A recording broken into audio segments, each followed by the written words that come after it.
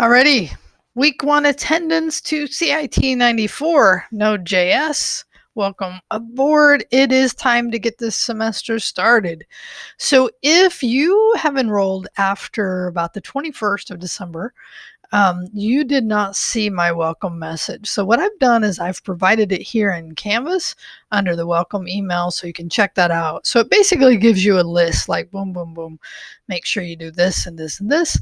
And so it's a good list to go by. The only thing I would add is watch this video. Now, this video is your attendance video. Attendance I do once a week.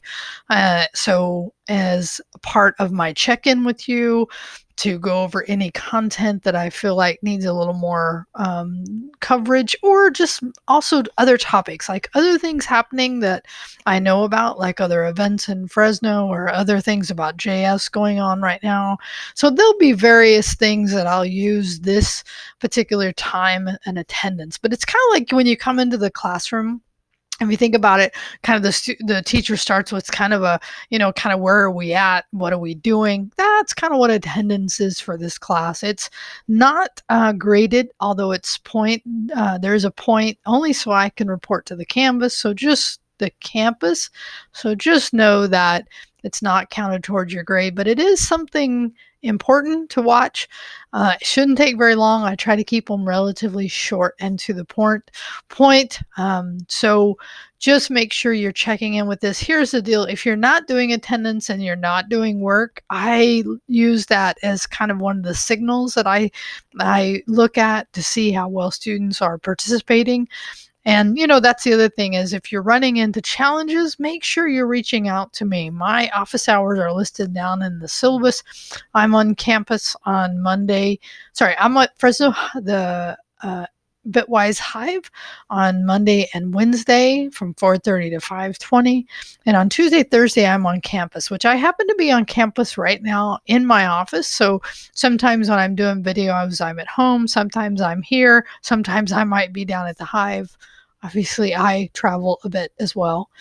But if you can't if your schedules and mine don't connect, then make sure you're reaching out to me, because I also offer to students the ability to do a virtual hangout, a virtual online meeting, and I do that through Hangouts, which is what we're using for class chat. So if you haven't done that, please add the class chat, because it sets you up to also be ready to do the one-on-one hangout if that is what you need based on your schedule.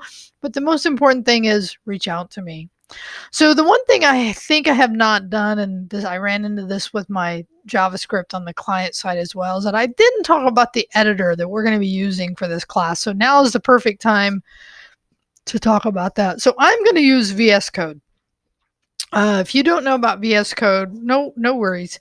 But it is a very popular editor coding environment for folks these days, mostly because Microsoft has done a great job with it. It's completely free. There's a lot of extensions you can get to add functionality to it, so you can customize it for your own particular needs. And so I recommend it. And if you have something you love, and you know how to navigate it and it works well for you, then use it. But if you don't and you want to use something that is becoming, I don't want to say an industrial standard, an industry standard, but it's definitely something that's very prolific. Prolific? God, isn't it funny when you try to say something, you're like, oh, what is that? A lot of people use it. Let's just make it easy. So you're going to see it, probably people the more you meet people in this industry, which is an important part, by the way, of being in this industry, of being a developer or coder or programmer, whatever term you want to give it. But you'll meet people that use VS Code, because many of them do. So I just wanted to say that it's free. Just go to Google search and do VS Code and download it for your operating system. It's used on all the major operating systems, so that should not be an issue at all. So for this first week, and I just have to flag this so people know that there is an assignment. You actually have an assignment the first Monday of the semester. So make sure that you're reaching out to me and giving me your GitHub username so that I can add you to our GitHub course, GitHub course organization. Basically, it's just a private place for us to share code. And I talk about that actually right up here in the welcome video, so check that out.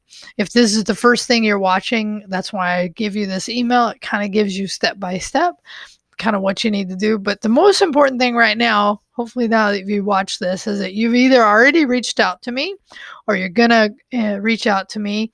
You're going to create your GitHub account. If it's not already created, you're going to tell me what that is so I can add you into that course repo so you can get started, because you need that to do your week 1 lecture. And you also need the Udemy course, which I've also provided to you in the syllabus, in the welcome video, and in the link for lecture for week 1. So Node.js, I love JavaScript. I really do. And now that we can do JavaScript full stack on the client side and on the server side, it just makes learning a new way to write code much easier, because you already understand the fundamental language, and hopefully you do. As I've said before, I don't recommend taking this class unless you've had some JavaScript, and that's if you've had some coding.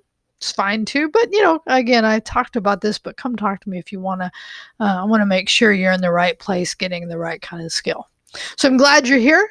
Please reach out for help, and let's get started.